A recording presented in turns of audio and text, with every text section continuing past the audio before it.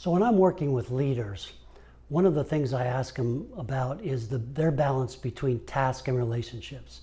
So if you think about this as a railroad track, on the one hand are all the tasks you have to accomplish in a leadership role, and on the other hand is all the relationships you have to manage along the way.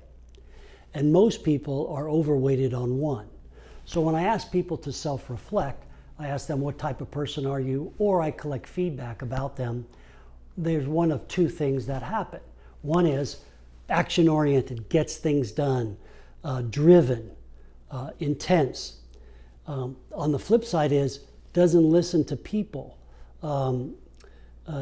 not very good at understanding the emotional intelligence required for doing the job. And what happens is they're overweighted on this rail and they derail. On the other hand, I ask them to describe themselves or get feedback from others, and they say, oh, people person, very inspiring, really like working for that person.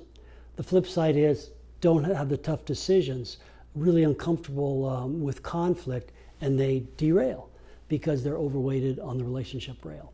So it's all about managing the balance between task and relationships. And no one I have worked with is perfectly balanced at all times, barreling down the track. So for you, it's thinking about where do you tend to be overweighted? Are you slightly more task-driven and need to be a little bit more relationship-oriented? Or more relationship-oriented and need a little bit more task-driven, okay?